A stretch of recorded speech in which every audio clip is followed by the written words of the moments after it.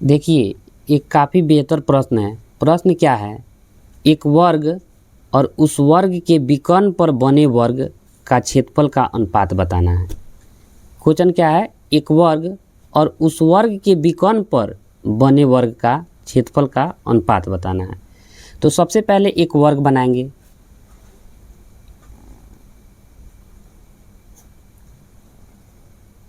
एक वर्ग बना लिए और इसका भुजा हम लोग मान लेंगे अपने हिसाब से, ताकि आसान हो सॉल्यूशन करने में। तो इसका भुजा 1 मीटर मान लेते हैं, कुछ भी मान सकते हैं। तो 1 मीटर माने तो इसका चारों भुजा, वर्ग का चारों भुजा क्या होता है? बराबर होता है। तो 1 मीटर ये भी हो गया, 1 मीटर ये भी हो गया, 1 मीटर ये भी हो गया। अब यहाँ लिख लेंगे वर्ग का भुजा 1 मीटर।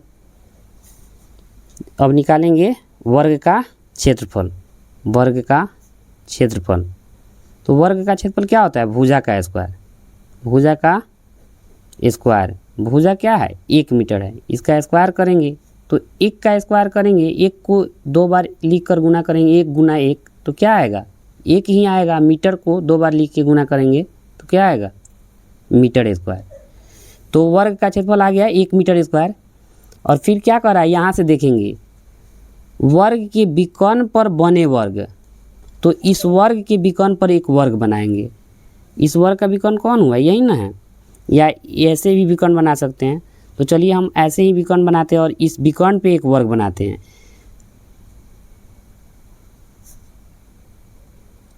देखिए, इसके विकर्ण पे भी एक वर्ग बना लिए। तो यही कहना चाह रहा है कि एक वर्ग और उस वर्ग के विकर्ण पर बने वर्ग के क्षेत्रफल का अनुपात। तो पहला जो वर्ग हम माने थे, भुजा भी मान लिए, उसका क्षेत्रफल भी निकाल लिए। और यहाँ देखिए इस विकर्ण पर जो वर्ग बना, तो पहले ही विकर्ण निकालेंगे। पहले वर्ग के लिए क्या है? विकर्ण है। तो विकर्ण निकालेंगे। वर्ग का विकर्ण, वर्ग का विकर्ण का सूत्र क्या होता है? √2 गुना भुजा। √2 गुना भुजा क्या है? 1 मीटर। तो √2 गुना 1, √2 मीटर हो जाएगा। क्या हो जाएगा? √2 मीटर।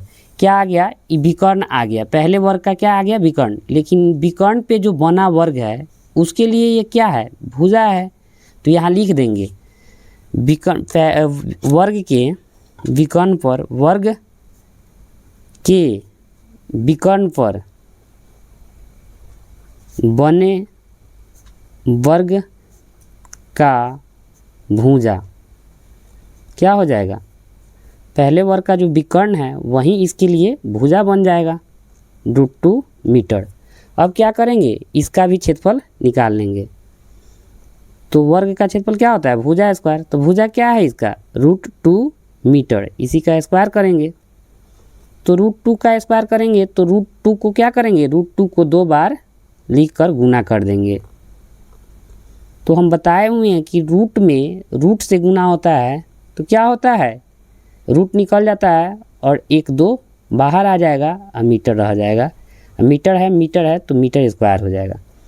तो यहाँ पहले वर्ग का भी क्षेत्रफल निकाल लिए, दूसरे वर्ग का भी क्षेत्रफल निकाल लिए, जो वर्ग के विकर्ण पे वर्ग बना था उसका भी क्षेत्रफल निकाल लिए। अब अनुपात पूछ रहा है, अनुपात। तो पहले वर्ग का क्षेत्रफल क्या आया है? 1 मीटर स्क्वायर। और जो उसके विकर्ण पर वर्ग बना है उसका क्षेत्रफल क्या आया है? 2 मीटर स्क्वायर। मीटर स्क्वायर से मीटर स्क्वायर कट गया, क्या आ गया? 1:2। यही आप लोग का आंसर हो जाएगा। तो चलिए, जय हिंद, जय भारत।